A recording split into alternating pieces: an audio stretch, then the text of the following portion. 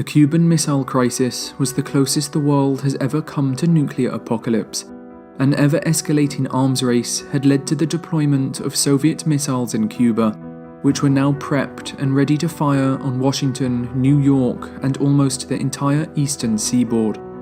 An invasion force of over 120,000 soldiers gathered on the shores of Florida, and almost 3,000 American nuclear weapons were locked onto targets across the Soviet Union. The defining event of the Cold War, it would see the world's leading superpowers fight in a dangerous battle for nuclear superiority just 90 miles from the American coast. For 13 days in October 1962, American President John F. Kennedy and Soviet Premier Nikita Khrushchev would engage in a battle of wills, where one wrong move could lead to global destruction. Time was ticking, and neither side knew how events were about to unfold.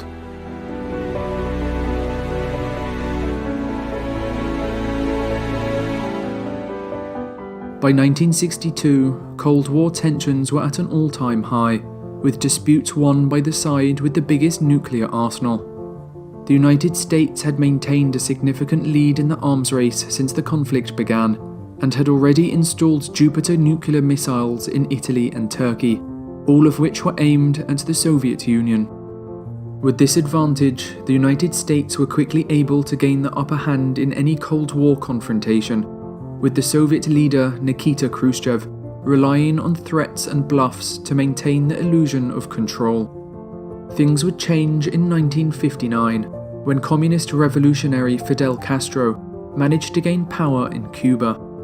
The communist victory would come as a shock to US officials, as for the last 30 years, Cuba had been a popular holiday destination for wealthy Americans, and by the 1950s, most of the Cuban economy was under American control. However, this would all change when Castro came to power, with American-owned banks, casinos, as well as coffee and sugar plantations, all being nationalized, with Castro eventually turning to the Soviet Union for help and protection. When John F. Kennedy became president in 1961, he was under immense pressure to deal with the Cuban problem, and so launched the Bay of Pigs invasion in April 1961, just 4 months after taking office. 1,500 CIA-trained Cuban exiles invaded the island, with their task to depose Castro and eliminate communism in Cuba. But the invasion would turn out to be a disaster.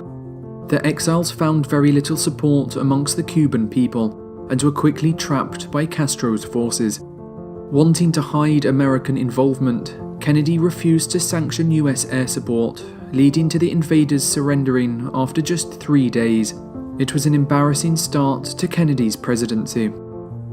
Castro's victory in Cuba was equally as important for Khrushchev. As well as gaining a new ally in the Western Hemisphere, Khrushchev would also develop a deep affection for Castro himself, later stating that he thought of him like a son. Deciding that it was only a matter of time before Kennedy attempted another invasion of Cuba, Khrushchev decided to deploy nuclear missiles to the island in 1962, insisting on complete secrecy. If all went to plan, he would fly to Havana, the capital of Cuba, once the missiles were installed, to announce a formal defense agreement with Castro, forming a united front against the Americans. In order to maintain complete secrecy, the Soviet troops sent to the island were crammed beneath the deck of cargo and transport ships, where there was barely enough space to lie down. The soldiers themselves had no idea where they were heading, and were told to wear civilian clothes once they arrived to avoid detection. Accompanying the transport ships were 4 Soviet submarines, each of which carried a small nuclear-tipped torpedo. But conditions on the submarines were even worse than on the transport ships. As the submarines entered tropical waters, each 78-man crew would have to deal with temperatures as high as 140 degrees Fahrenheit, or 60 degrees Celsius.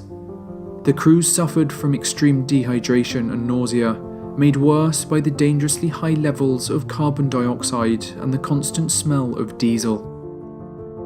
But for now, they had managed to avoid US intelligence, and Khrushchev's great missile gamble was looking successful. They would learn, Khrushchev stated, Just what it feels like to have enemy missiles pointing at you. We'd be doing nothing more than giving them a little taste of their own medicine.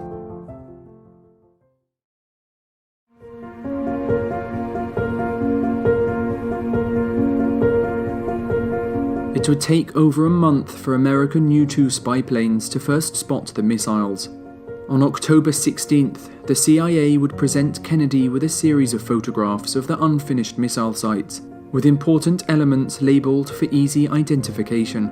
It was soon determined that they were dealing with medium-range ballistic missiles, capable of hitting targets at a distance of almost 1,200 miles.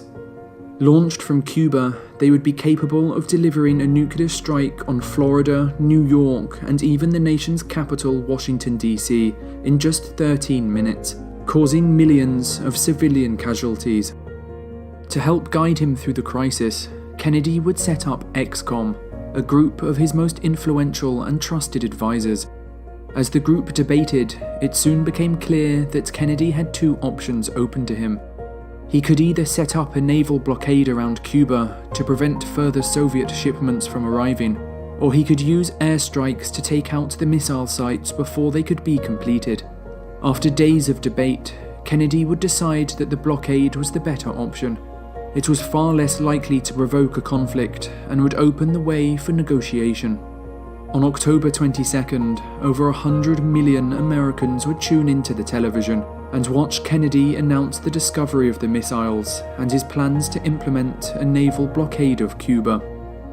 Good evening, my fellow citizens.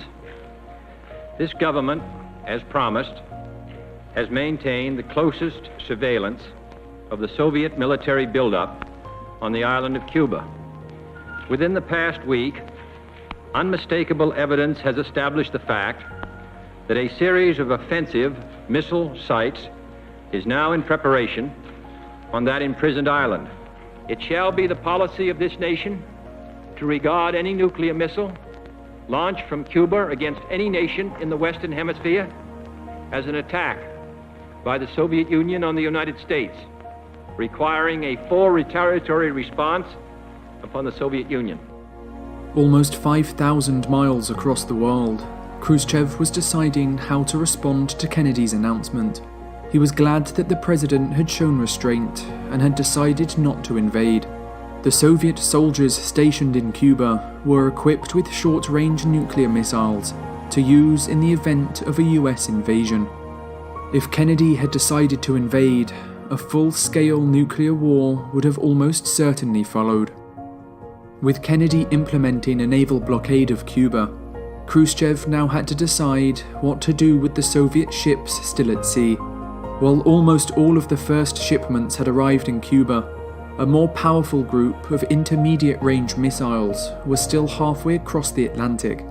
He could either back down now and face an embarrassing retreat, or call the Americans' bluff and continue to push ahead. As Khrushchev debated the issue, panic would begin to spread in the United States. The stock exchange was tanking, and many shops suddenly found themselves emptied out in a wave of panic buying.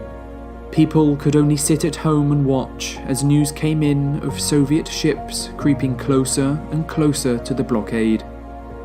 Finally, on the morning of October 24th, 2 days after Kennedy's announcement, news would come in that the first Soviet ship had turned around and began sailing back home.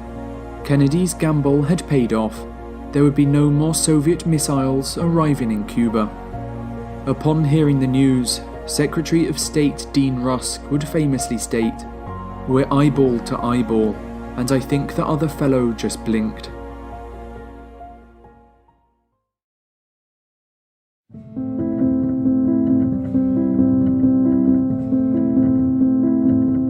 But the crisis would continue. As the missile sites neared completion, each side would begin to prepare for war. The Strategic Air Command would move to DEFCON 2 for the first time in history, just one step short of nuclear war. It commanded almost 3,000 nuclear weapons and had a B-52 Stratofortress taking off from US air bases every 20 minutes, each carrying enough destructive power to take out 4 Soviet cities. The US invasion plan of Cuba was also nearing completion, with top generals pressuring Kennedy to authorize the attack. Codenamed Operation Scabbards, the invasion called for a series of massive airstrikes, followed by a paratrooper drop and an amphibious landing of 120,000 troops, almost the size of the D-Day landings at the end of World War II. As these troops began to arrive in Florida, the state came to resemble a war zone. Machine gun nests and barbed wire littered the beaches, and armed soldiers patrolled the streets.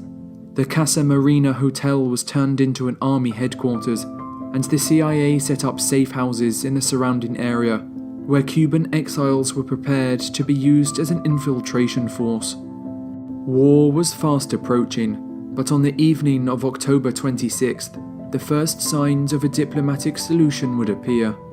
Kennedy would receive an unexpected letter from Khrushchev, outlining the potential terms of a deal. If the United States ended the blockade and promised not to invade Cuba, then Khrushchev would be willing to withdraw his troops.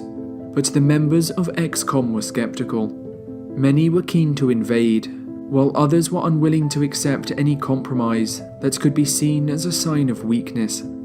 Negotiation would have to wait.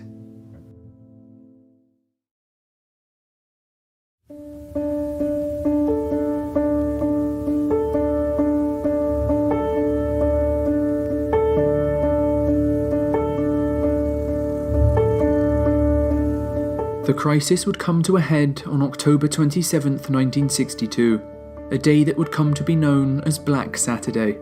On this day, a series of incredibly dangerous events would take place, any one of which could have led to a nuclear war.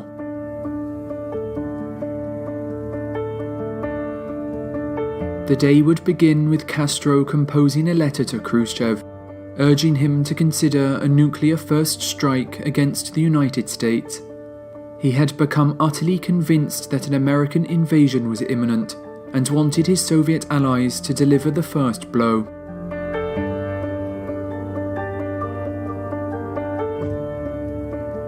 Unlike Castro, Khrushchev still believed there was time for negotiation.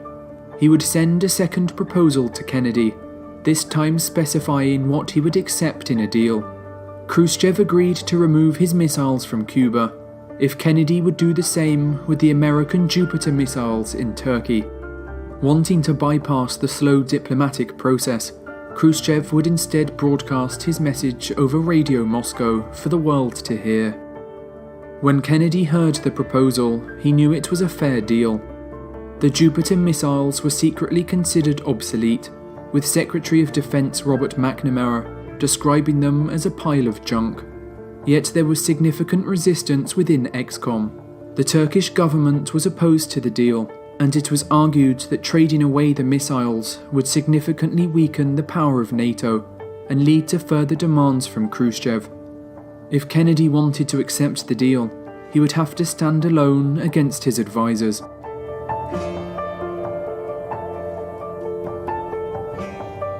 American spy plane pilot Rudolph Anderson would then enter Cuban airspace. As he began photographing the missile sites, he would draw the attention of Soviet air defenses, who would label him target number 33.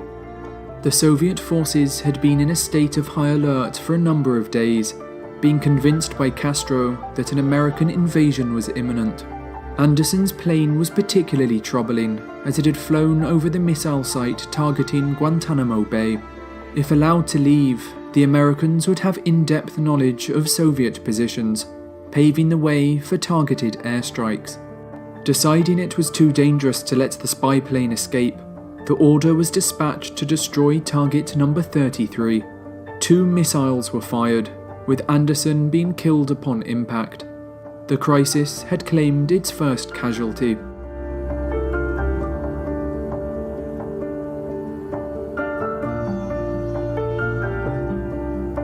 Back in Washington, time was running out.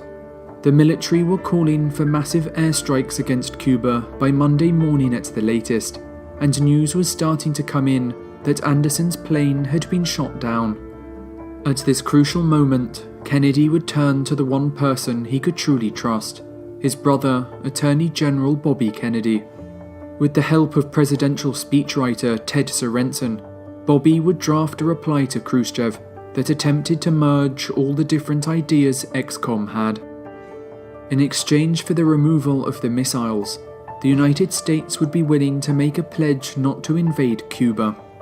The removal of the Jupiter missiles in Turkey was also part of the deal, but this would have to remain a secret to avoid offending America's NATO allies. Khrushchev would just have to trust that the president would stick to his word.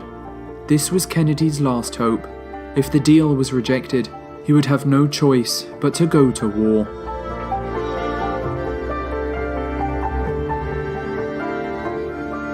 As Bobby was delivering the message to the Soviet ambassador, an incredibly dangerous confrontation would occur in the Atlantic. The US Navy had been making an intense effort to find the 4 Soviet submarines since the crisis began, and had finally closed in on them.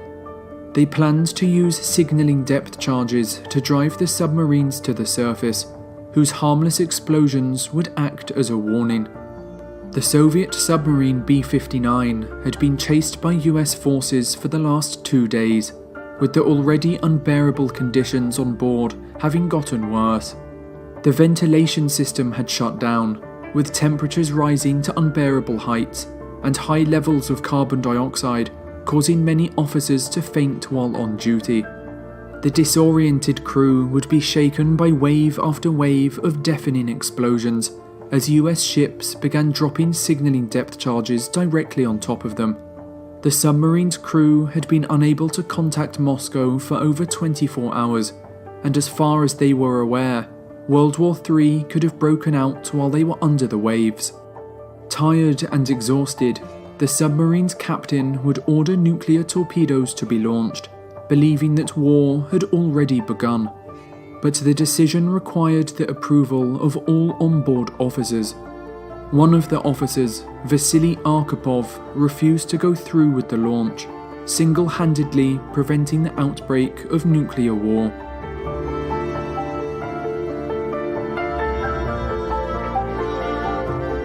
As night came on October 27th, no one knew what the next day would hold. The crisis had claimed its first casualty. A nuclear launch had been narrowly avoided in the Atlantic, and both Fidel Castro and the US military were pressing for war. The power to end the crisis now lay with Khrushchev. He could either swallow his pride and accept Kennedy's terms, or push for further concessions and risk provoking war.